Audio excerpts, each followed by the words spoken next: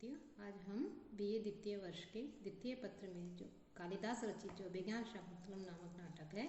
उसके पंचम अंक के 15वें श्लोक से अध्ययन करेंगे। कि पंचम अंक में हमने देखा कि शकुंतला जो है वो कर्ण के शिष्यों शारंगराव शारद्वत और गौतमी के साथ में दुष्यंत की सभा में उपस्थित होती है। कि महर्षि कर्ण शकुंतला को उसके पतिगृह भेजते हैं चतुर्थ अंक में, और पंचम अंक में उनका वहाँ पर उपस्थित होने का वर्णन है कि वो वहाँ पर उपस्थित होते हैं और राजा को सूचना मिलती है कि महर्षि कर्ण जो है उनके शिष्य और उनके साथ में स्त्रियाँ भी हैं वो आए हैं। राजा अग्निशाला में उनका आदर सत्कार करते हैं और उनसे मिलने के लिए जाते हैं। एक दूसरे का कुशल क्षेम पूछते हैं। राजा कहते हैं क्या महर्षि कर्ण कुशल से तो हैं? तब शारंगराव कहते हैं स्वाधीन कुशलः सिद्धिमंत है, कि सिद्धियों से संपन्न जो लोग होते हैं उनका सकुशल होना उनके अधीन होता है। उन्होंने भी आपकी अनामयता का आरोग्यता का प्रश्न पूछने के लिए कहा है, साथ ही उन्होंने संदेश भी दिया है। तो राजा कहते हैं किम आज्ञा पैती भगवान, कि महर्षि जो कर्ण हैं उन्होंने क्या आज्ञा दी है? शारंगराव कहते हैं यन मिथ है सम्याद इमाम मदीयाम दुहितरम भवान उपायस्तः तन्मया प्रीतिमता युव्यो अनुज्ञातम कुतः। कि यन मिथ है कि जो परस्पर में सम्याद इमाम कि इस प्रकार से आप लोगों ने परस्पर संपन्न होकर के जो मदीयाम दुहितरम मेरी ये जो पुत्री है इस पुत्री के साथ में आपने विवाह किया है। कि आप भगवान आपने और मेरी जो पुत्री है ये जो शकुंतला है इससे आपस में दोनों ने गांधर्व विधि से विवाह किया है। उस कार्य के लिए तन कि उस विवाह जो कार्य है उसके लिए मया प्रीतिमता मैंने प्रसन्न होकर के युव्यो अनुज्ञातम मैंने तुम दोनों को इस विवाह की अनुमति दे दी है, स्वीकृति दे दी है। अर्थात तुम दोनों ने मेरी अनुपस्थिति में जो गांधर्व विवाह किया है उस विवाह को मैंने स्वीकार कर लिया है। कुतः क्योंकि त्वम अर्हतां प्राग सरह स्मृतो नः शकुंतला मूर्तिमती च सत्क्रिया समानयं तुल्यगुणं वधूवरं चिरस्य वाच्यम न गतः प्रजापति। अब जो शारंगराव है वो कहते हैं कि हमने तुम्हारे इसको महर्षि कर्ण ने संदेश दिया है कि हमने जो है तुम्हारे इस गांधर्व विवाह को स्वीकार कर लिया है। और महर्षि कर्ण का जो संदेश है उसमें अपना मत प्रकट करते हुए जो कहते हैं वो शारंगराव राजा से कि त्वम आप नह हमारे लिए अर्हता जो प्रशंसनीय लोग हैं उन प्रशंसनीय जनों में भी प्राग सरह सबसे श्रेष्ठ हो, मुख्य हो। कि जो प्रशंसनीय है सम्माननीय है उन लोगों में सबसे श्रेष्ठ मुख्यतम आप माने गए हो, असी माने गए हो। शकुंतला च और यह शकुंतला भी मूर्तिमती शरीर धारिणी सत्क्रिया साक्षात सत्कार स्वरूपा है, पूजा स्वरूपा है। तुल्य गुणम वधूवरम कि समान गुणों वाले वधु एवं वर इनको समानयन इनको मिलाते हुए कि समान गुणों वाले वधु और वर इन दोनों को मिलाते हुए प्रजापति ही कि जो ब्रह्मा जी हैं वो चिरस्य चिरकाल के पश्चात लंबे समय के पश्चात वाच्यम न गत है निंदा के पात्र नहीं हुए हैं, कि वो उनकी निंदा नहीं की गई है। कि प्रायः विधाता का दोष माना जाता है कि वो जो है समान वधु एवं गुणों वाले वधु एवं वर को नहीं मिलाते हैं। प्रायः ऐसा ही माना जाता है कि विरल ही होता है कि सदैव विवाह तुल्य गुण वाले वधु एवं वर को मिलाने के लिए हो। लेकिन यहाँ पर कह रहे हैं शारंगराव कि हम लोगों की दृष्टि में आप आदरणीय और प्रशंसनीय जो लोग हैं उनमें मुख्यतम माने गए हैं। और यह शकुंतला भी साक्षात शरीर धारिणी सत्कार स्वरूपा है, पूजा स्वरूपा है।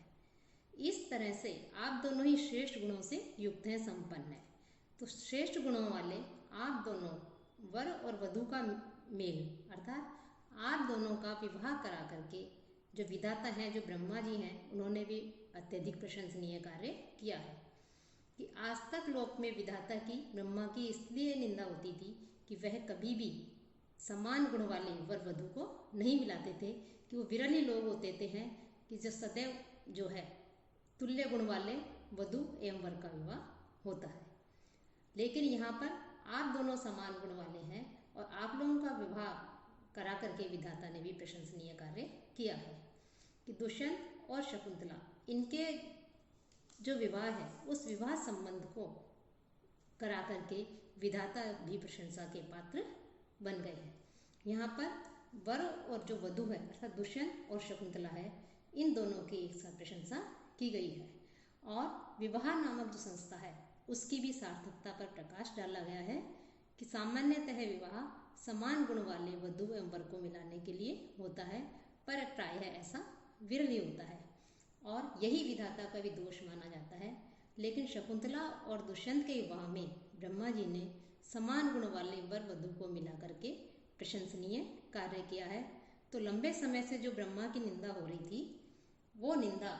जो है अब निरस्त हो गई है और वो प्रशंसा के पात्र बन गए हैं। इसके पश्चात गौतमी कहती है, आर्य किमपि वक्तु कामास्मि, कि मैं भी कुछ कहना चाहती हूँ।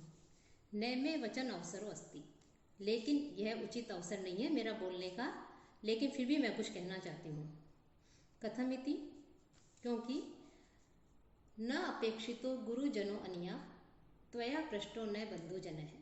एकैकस्य च चरिते भणामि किम एकैकम्। अब गौतमी कह रही है कि अनिया की शकुंतला के द्वारा गुरुजन है, अपने जो गुरुजन हैं, अपने जो बंधु बांधव हैं, उनसे न अपेक्षित है, उनसे अपेक्षा नहीं की गई है, अर्थात उनसे विवाह की अनुमति नहीं ली गई। और त्वया और आपके द्वारा भी बंधुजन है, अपने बंधु बांधवों से न पृष्ठ नहीं पूछा गया, अर्थात न तो शकुंतला ने अपने बंधु बांधवों की अनुमति ली विवाह के लिए और न ही आपके द्वारा भी अपने बंधु बांधवों से अनुमति ली गई, उनकी सम्मति ली गई। तो एकैकस्य, तो तुम दोनों के एक एक के, अर्थात परस्पर का इस जो आचरण है, दोनों ने ही अपने बंधु बांधवों से नहीं पूछा, तो एक एक के चरित्र के विषय में, आचरण के ऊपर एकैकम किम बढ़ामी, मैं तुम दोनों में से प्रत्येक को क्या कहूँ। अर्थात यहाँ कुछ भी कहने की आवश्यकता नहीं है कि शकुंतला के द्वारा भी अपने गुरुजनों की अनुमति नहीं ली गई और न ही आपके द्वारा अपने बंधुजनों की अनुमति ली गई है। अतः तुम दोनों के इस आचरण पर कि परस्पर जो गांधर्व विवाह किया है आप लोगों ने, इस विषय में मैं जो है प्रत्येक को क्या कहूँ। कि गौतमी कहती है कि वैसे तो ये उचित अवसर नहीं है कि महर्षि कर्ण ने संदेश भेजा है, वो महर्षि हैं, लेकिन उनके संदेश के आगे हमारा कुछ कहना अनुचित है, लेकिन फिर भी ये उचित अवसर नहीं होने पर भी मैं कुछ कहना चाहती हूँ। क्योंकि विवाह से पूर्व न तो शकुंतला ने अपने गुरुजनों से अनुमति ली और न ही आपने अपने बंधु बांधवों से अनुमति प्राप्त की। इस प्रकार तुम दोनों ने बिना अपने अपने बंधु बांधवों की अनुमति के ही इस प्रकार से प्रेम करके गांधर्व विवाह किया है। तुम दोनों का यह कार्य गुरुजनों की दृष्टि में एक तरह से स्वेच्छाचारी आचरण है और इसके लिए तुम दोनों ही समान रूप से दोषी हो। किसी एक को इस विषय में क्या कहा जाए, दोनों ही इसमें बराबर के भागीदार हो। अतः इस संबंध में किसी एक को दोष नहीं दिया जा सकता, किसी एक का दायित्व या कर्तव्य बतलाना व्यर्थ है। अब जब तुम दोनों ने विवाह कर ही लिया है तो अपने विवाह संबंध का जो निर्वाह करना है, इसका निर्वाह आप स्वयं भी वहन करो। कि अपने इस विवाह का जो है गांधर्व विवाह किया है, इसको आप स्वयं ही वहन करो। कि वस्तुतः विवाह जो है एक सामाजिक संस्था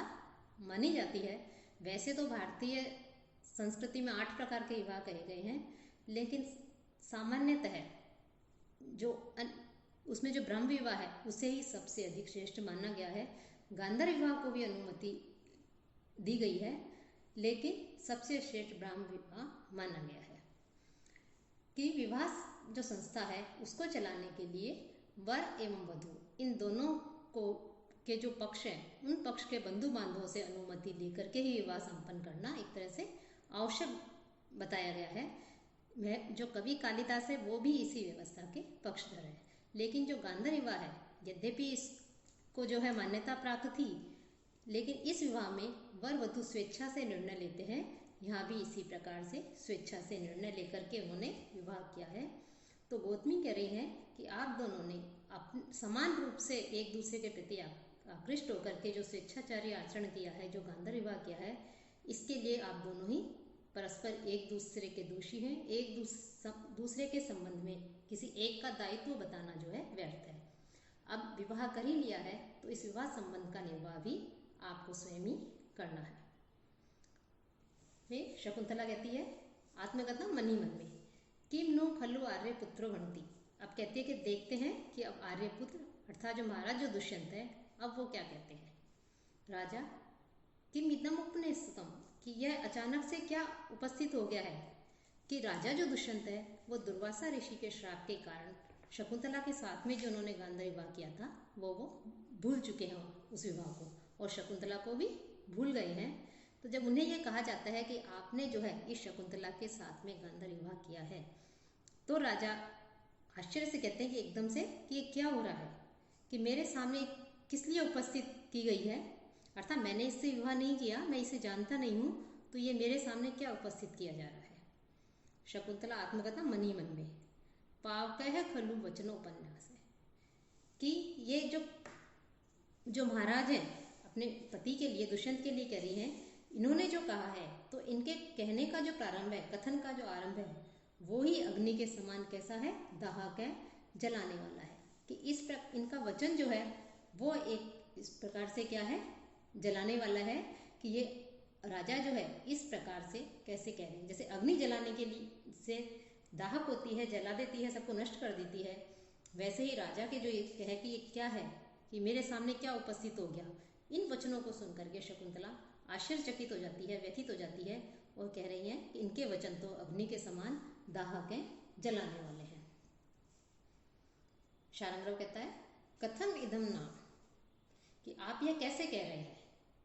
भवंत एव सुतराम लोक वृत्तांत निष्णाता, कि आप तो स्वयं लोक व्यवहार में कुशल हैं, कि आप तो स्वयं ही लोक व्यवहार के ज्ञाता हैं, कि लोक व्यवहार को जानने वाले हैं, कि विवाह के पश्चात जो पत्नी है उसको पति के घर रहना चाहिए, तो आप इस व्यवहार में पूर्ण रूप से निपुण हैं, इसके ज्ञाता हैं, तो आप इस प्रकार से ऐसे कैसे कह रहे हैं। कि सतीमपि ज्ञाति कुलेक संशयाम जनो अन्यथा भर्तृमतिम विशंकते,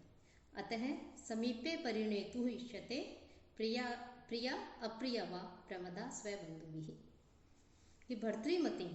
जिसका पति जीवित है तथा पति के जीवित रहने पर जो सधवा स्त्री है, उसको ज्ञाति कुलेक संशया, ज्ञाति कुलेक बंधु कुल में ही हमेशा रहने वाली, संशया हमेशा रहने वाली, कि पिता के घर में, कि जिसका विवाह हो चुका है, ऐसी स्त्री का पिता यदि पिता के घर में ही हमेशा रहने वाली है, तो उस स्त्री के विषय में सतीमपि, भले ही वो पतिव्रता हो, सती साध्वी हो, ऐसी स्त्री को भी जन है कि जो लोग होते हैं वो अन्यथा विशंकते, कुछ और ही उसके विषय में आशंका करते हैं, अर्थात उसके लिए विरुद्ध आचरण करने वाली, गलत आचरण करने वाली मान करके ऐसी आशंका वो अपने मन में करते हैं। कि जिस स्त्री का विवाह हो चुका है और वो यदि हमेशा अपने पिता के घर में रहती है सदैव, तो जो लोग हैं, जन हैं, सामान्य जो लोग हैं, वो लोग उस स्त्री के विषय में, चाहे वो कितनी ही पतिव्रता हो, उस स्त्री को भी जो है गलत आचरण करने वाली मान लेते हैं और उसकी आशंका करते हैं। अतः इसलिए स्वबंधु भी, कि अपने बंधु बांधुओं के द्वारा, स्वबंधु भी अपनी बंधु बांधुओं के द्वारा, प्रमदा जो स्त्रियां होती हैं,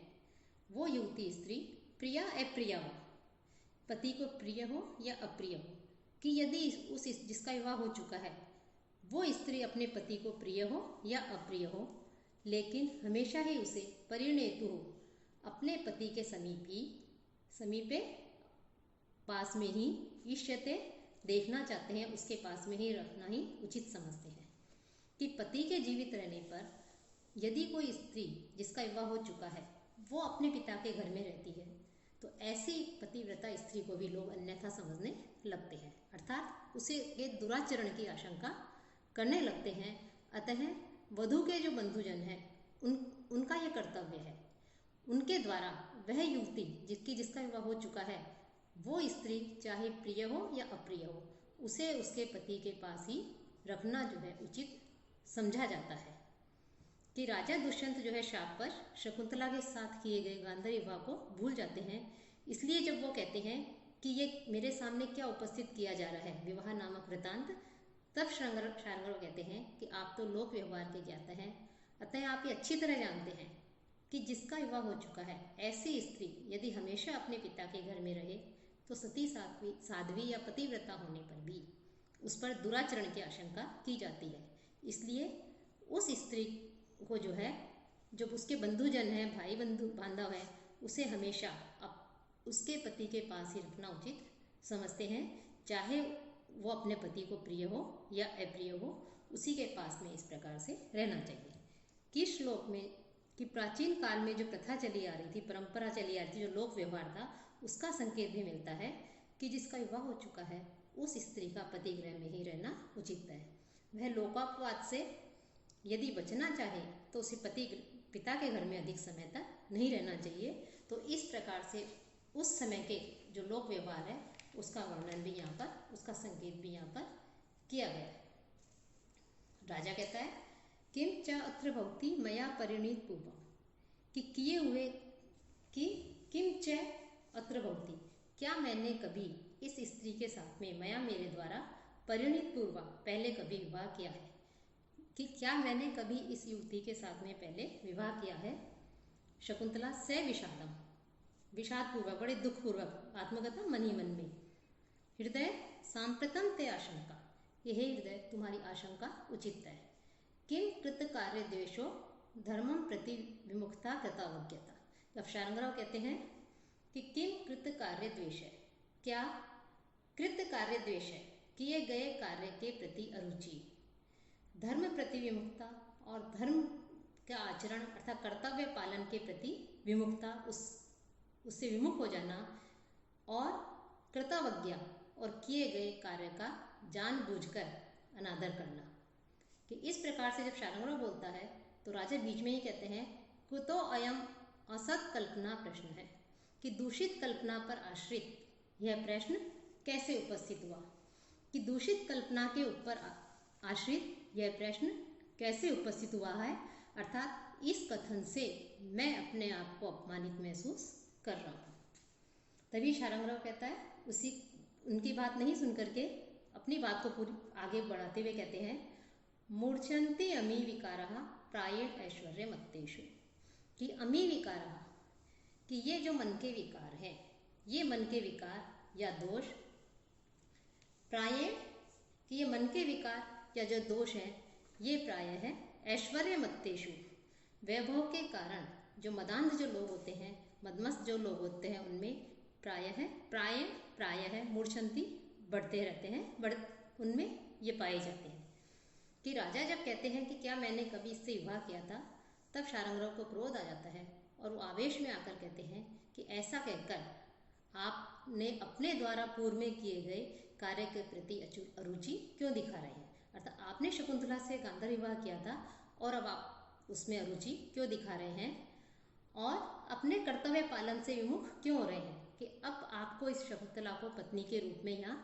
पूर्ण सम्मान देना चाहिए, महारानी के पद पर विराजमान करना चाहिए, तो आप अपने कर्तव्य पालन से विमुख क्यों हो रहे हैं, या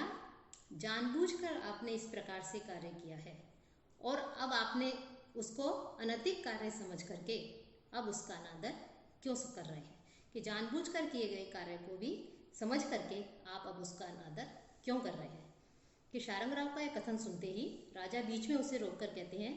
कि मेरे विषय में इस प्रकार से आप ऐसी कल्पना कैसे कर सकते हैं। तब पुनः शार्ंगधर अपनी बात को पूरा करते हुए कहते हैं कि प्रायः जिनके पास वैभव होता है, धन आदि होता है, उससे जो मदांध लोग होते हैं उनमें किए गए कार्य से विमुखता और जो विकार होते हैं वो मनोविकार आदि भी उत्पन्न हो जाते हैं। अर्थात आपके आचरण से ही यह स्पष्ट हो रहा है कि आप जो है शकुंतला से विवाह करने के बाद अब उसे स्वीकार करना नहीं चाह रहे हैं, उसका अनादर कर रहे हैं, और आपने जो गांधार विवाह किया है इस शकुंतला से, उसके और इसको प्रति और शकुंतला को अपनी पत्नी रूप में मानने के प्रति जो है आप अरुचि दिखा रहे हैं। तो इस प्रकार से वो जो शार्ंगधर है वो राजा को कहता है। तब राजा कहता है विशेषण अधिषिक्तो अस्मि, कि इस कथन से तो मैं अपमानित महसूस कर रहा हूँ। फिर गौतमी कहती है, जाते पुत्री मुहूर्तम माँ लज्जसु, क्षण भर के लिए लज्जा मत करो, अपनेश्यामी तावत ते अवगुंठनम, कि मैं तुम्हारे घूंघट को हटाती हूँ।